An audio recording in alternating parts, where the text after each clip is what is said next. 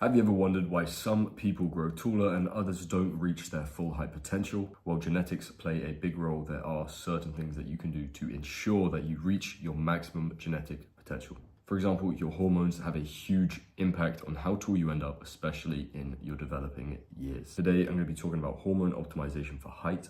I'm going to break down the science of exactly how your hormones affect growth, and I'll be sharing practical strategies through diet, exercise, and lifestyle changes to help maximize your genetic potential, keeping you as tall as you can possibly be. Let's get started. All right, let's start with the basics. Your height is primarily determined by the amount of growth in your growth plates of your bones. These plates are areas of cartilage that allow your bones to lengthen during your growth years, which typically last until your late teens or your early 20s. Growth plates are directly influenced by the following: human growth hormone, insulin growth factor 1, your testosterone levels and your estrogen, and your cortisol. Human growth hormone is the key hormone for driving bone growth produced in the pituitary gland. Insulin growth factor 1 works with HGH, and it's going to promote better bone and muscle development. The test and estrogen levels are going to be what fuels the growth spurts during puberty, but they can also signal the closure of your growth plates if their levels are too high, which will end your height growth. You should know that chronic stress levels like cortisol can completely suppress the growth hormone, ultimately slowing down your growth. Before we get into the techniques, let's talk about when they'll actually be most effective. Hormone optimization for height will be most effective in your childhood and adolescence. This is the prime period for growth because all of your growth plates are completely open,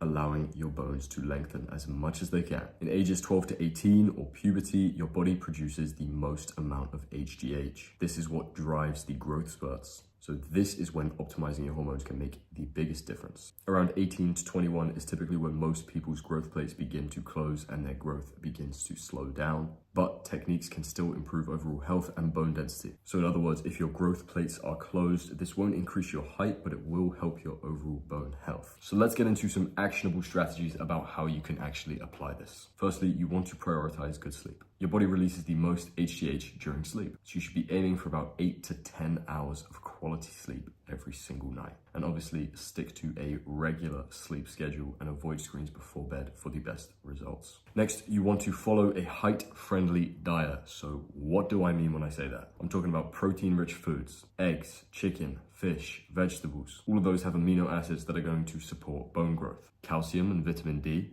These nutrients found in dairy and leafy greens and sunlight are going to strengthen your bones and promote HGH production. Zinc and magnesium, these are essential for hormone balance. Eat nuts, seeds, and whole grains.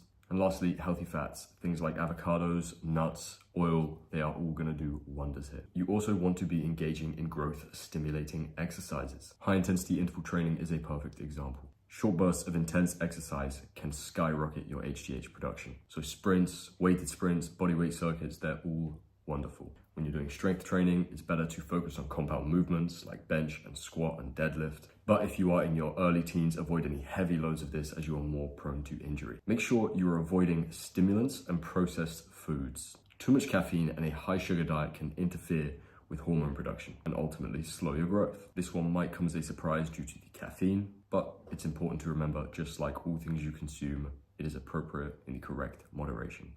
Doesn't mean you need to ban it, just means you need to not overload it. And also you need to manage your stress. Like I said earlier, you want to decrease that cortisol as it can completely interfere with the growing process. So what can you actually expect from doing all of this and in what timeframes?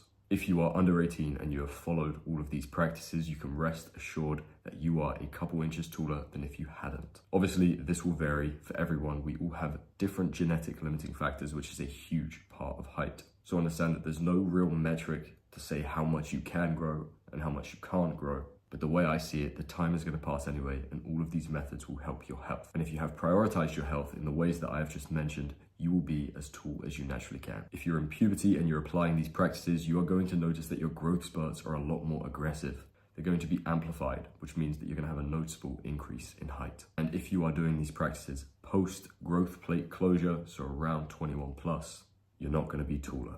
You are just going to have overall better health and healthier bones. So to keep it simple, here are the mistakes that you want to avoid. Do not neglect your sleep. Don't overtrain, because too much intense exercise without recovery can raise your cortisol. Do not ignore the nutrition, and don't expect to get too much taller once your growth plates are closed.